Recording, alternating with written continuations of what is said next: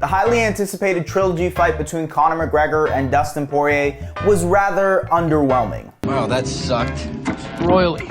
Poirier won via doctor's stoppage because McGregor had broken his leg in round 1 of the main event at UFC 264. And while McGregor lost, it doesn't necessarily mean it's curtains for the former champion. In fact, there's no real clear answer as to what happens next for McGregor, especially after losing because of an injury. Let's dive in. Sit back, relax, and take this in.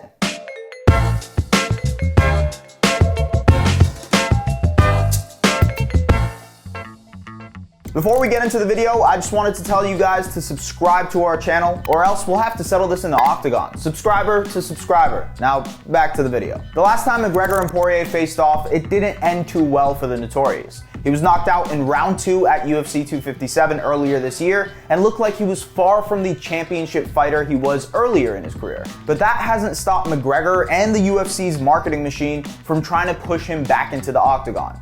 In 2018, McGregor signed a 6-fight deal with the UFC and has since completed 4 of those contractually obligated fights. McGregor has only won 1 of those 4 fights, a round 1 TKO against a 38-year-old Donald the Cowboy Cerrone. Washed up has-been. Before this trilogy rematch with Poirier, all signs were indicating that this fight would provide some much-needed clarity towards McGregor's future. If Poirier lost, it would have meant McGregor had forced his way back into relevancy in the lightweight division and could potentially end up with a title shot. If Poirier won handily, McGregor would be seen as an afterthought in terms of championship contention, only propped up as a UFC cash cow for whenever they want to highlight an up-and-coming talent or set up money fights with the likes of Nate Diaz. But Poirier won due to a technicality which leaves the final few chapters of McGregor's incredible career open-ended. Some viewers may find the following video disturbing. Viewer discretion is advised. Yeah, they both missed. It looked like they came together. He fell back on his own ankle. Oh, he missed. They both missed. He fell back on his own ankle. Yeah, they both missed. One of the Look at that. Look at he actually broke his leg. Even after having surgery on his broken tibia, McGregor still believes he can come back and fight at a competitive level. Yeah, now, Dustin, you can celebrate that illegitimate win all you want, but you've done nothing in there. That second round would have shown all. And, you know, onwards and upwards we go, team. We dust ourselves off, we build ourselves back, and we come back better than ever. Let's go, team.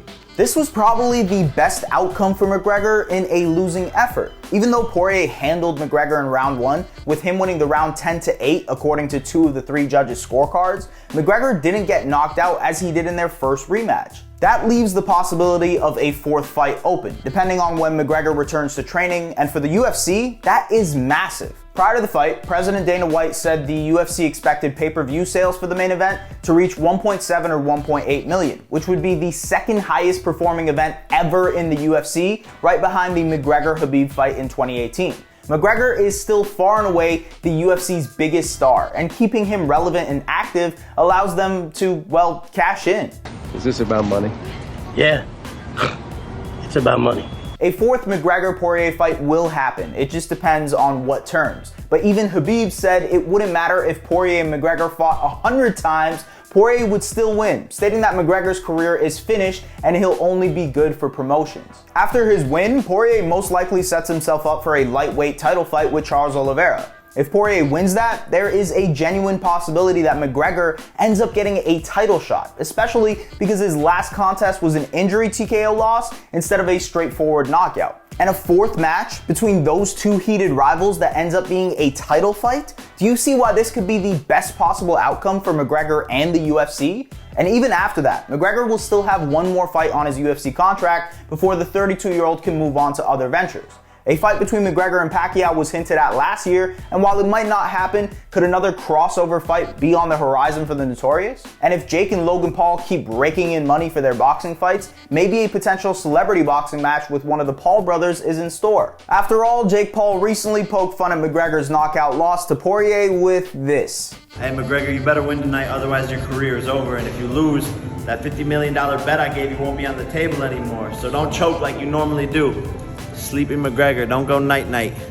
NyQuil McGregor. At the end of the day, losing via injury is the perfect excuse for both McGregor and the UFC to keep him relevant and potentially still give him a shot at a title fight in his division. So while some may think this weekend was the last we've seen of McGregor, think again. The Notorious will be back.